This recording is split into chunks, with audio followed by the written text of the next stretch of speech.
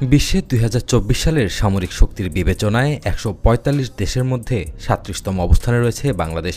আধুনিক প্রশিক্ষণে প্রশিক্ষিত চৌকস সেনাবাহিনী যারা গোটা বিশ্বে শান্তি প্রতিষ্ঠায় গুরুত্বপূর্ণ ভূমিকা রেখে আসছে প্রতিনিয়ত। দেশের প্রয়োজনে যারা নির্ভীক, দুর্বার, ক্ষিপ্র, দেশপ্রেম আর ধর্মভীরুতা যাদের অঙ্গীকার, শাহাদাত যাদের প্রিয়, তাদের চোখ রাঙানো মানেই নিশ্চিত মূর্খতা ছাড়া আর কিছুই নয়।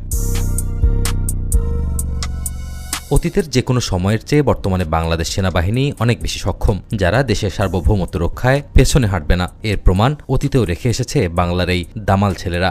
বাংলাদেশের উত্তরাঞ্চলীয় জেলা কুড়িগ্রামের একটি গ্রাম বড়াইবাড়ি। ২০০১ সালের ১৮ এপ্রিল এই গ্রামে ঘটে যায় বাংলাদেশ ও ভারতের সীমান্তরক্ষী বাহিনীর মধ্যে ইতিহাসের সবচেয়ে রক্তক্ষয়ী সংঘর্ষ।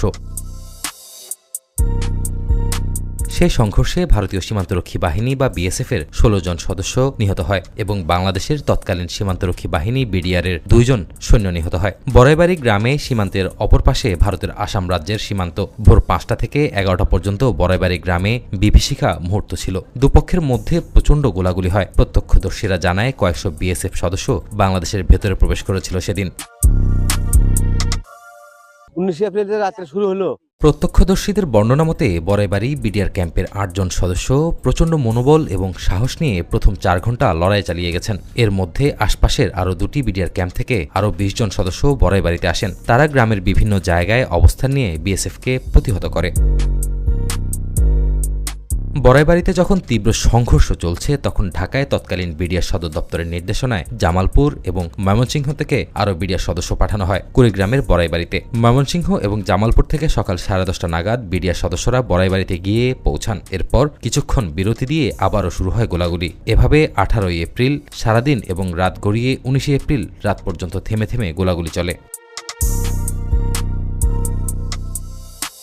বড়াইবাড়ি সংঘাতে ১৬ জন বিএসএফ সদস্যের মৃতদেহ পাওয়া যায় বাংলাদেশের সীমান্তের ভেতরে। স্থানীয় বাসিন্দা এবং তৎকালীন বিডিআর সদস্যের দাবি ছিল সেই ঘটনায় বিএসএফের আরও বেশি সৈন্য মারা গেলেও অনেকের মৃতদেহ তারা ভারতে নিয়ে গেছে। তবে যে ১৬ জন সৈন্যের মৃতদেহ নিতে পারেনি সেগুলো বাংলাদেশের সীমান্তের ভেতরে ধান খেতে পাওয়া যায়।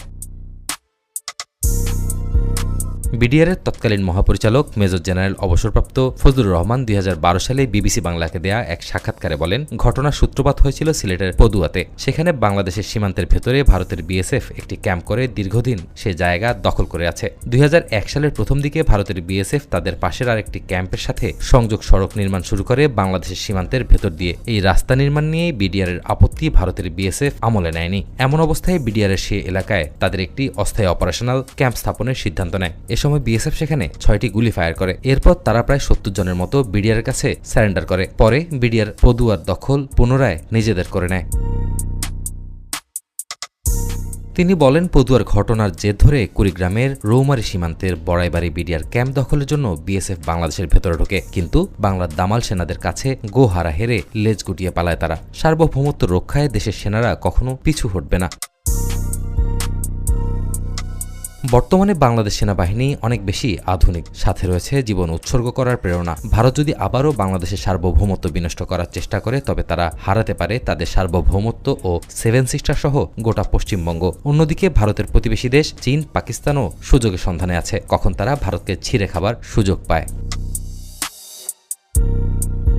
মহিবুল কাদের, জিটিভি নিউজ।